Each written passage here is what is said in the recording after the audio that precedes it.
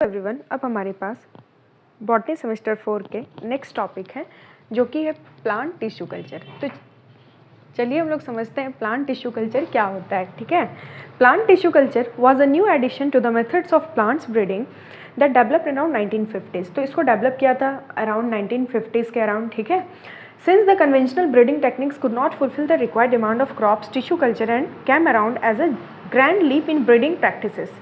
अब क्या हुआ कि अचानक से धीरे धीरे ग्रेजुअली पॉपुलेशन इंक्रीज़ करने लगा। तो अगर हम कन्वेंशनल तरीके यूज़ करते रहे, मॉडर्न साइंस की तरफ ना जाएं, तो हम पूरे पॉपुलेशन के नीड को फुलफ़िल नहीं कर सकते। तो उसी में एक अल्टरनेट लाया गया था प्लांट टिश्यू। ठीक है, tissue culture came around as a ground leap in the breeding practices. It makes the use of part of plant to generate multiple copies of the plant in very short duration. अब tissue culture का काम क्या होता है ना, कुछ plant के part को लेकर के उससे मल्टीपल कॉपीज़ बनाए जाते हैं। मल्टीपल कॉपीज़ मतलब हम चाहे तो कुछ किसी भी प्लांट के पार्ट को लेकर उसके बहुत सारे और भी फॉर्म्स बना सकते हैं, वो भी शॉर्ट टाइम ड्यूरेशन में। जैसे देखिए यहाँ पे क्या है, पहला टिश्यू सैंपल कोई पेरेंट प्लांट से लिया गया। ठीक है, जैसे यहाँ पे देखिए स्टेम के साइड से कट किया जा रहा है। टिश्यू सैंपल को एगार में ग्रो कराने के लिए छोड़ दिया जाता है और उसमें कुछ न्यूट्रिएंट्स, ऑक्सीजन्स वगैरह प्रेजेंट होते हैं। ऑक्सीजन्स आपको पता होगा एक प्लांट हार्मोन होता है जो ग्रोथ कराने में हेल्प करता है।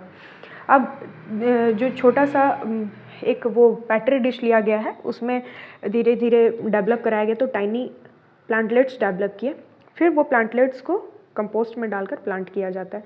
तो ये है पूरा डायग्राम, ये बना दे। टिश्यू कल्चर अगर आता है तो ये डायग्राम मस्ट बना दे, बहुत सही रहेगा। अब प्लांट टिश्यू कल्चर की बात करें तो कितने टाइप्स के होते हैं, तो सीड कल्चर है, एम्ब्रियो कल्चर है, कैलस कल्चर है, ऑर्गन कल्चर है, प्रोटोप्लास्ट कल्चर है और एंथर कल्चर है। तो ये सारे कुछ प्लांट टिश्यू कल्चर के एग्जाम्पल्स हैं। ठीक है, मतलब टाइप्स ही कहेंगे। प्रोसीजर क्या होता है प्लांट टिश्यू कल्चर में, the parts of the plant use for culturing is known as explant. जिस पार्ट को हमें कल्चर करना है उसको हम लोग एक्सप्लांट कहेंगे। Explant are cultured in vitro on a nutrient medium that caters to fulfill its nutritional requirements. अब क्या होता है, जो एक्सप्लांट को कल्चर करना है उसको न्यूट्रिएंट मीडियम में डेवलप कराया जाएगा, उसको न्यूट्रिएंट मीडियम दिया जाएगा। और न्यूट्रिएंट मीडियम क्या क्या प्रोवाइड कर सकता है, it may be macronutrient, it may be micronutrient. तो मैक्रोन्यूट्रिएंट की बात करें तो it can B nitrogen, phosphorus, potassium, calcium, sulphur. ये प्रॉपर ग्रोथ और मॉर्फोजेनेसिस के लिए रिक्वायर्ड होता है। नेक्स्ट है माइक्रोन्यूट्रिएंट। तो वैसे न्यूट्रिएंट जो प्लांट्स को कम चाहिए होता है ग्रो करने में, मतलब उसका कंसंट्रेशन कम होना चाहिए। तो इसमें आयरन आ जाएंगे, मैंगनीज, जिंक, ये सारे भी ग्रोथ के लिए टिश्यू के ग्रोथ के लिए इंपॉर्टेंट होते हैं।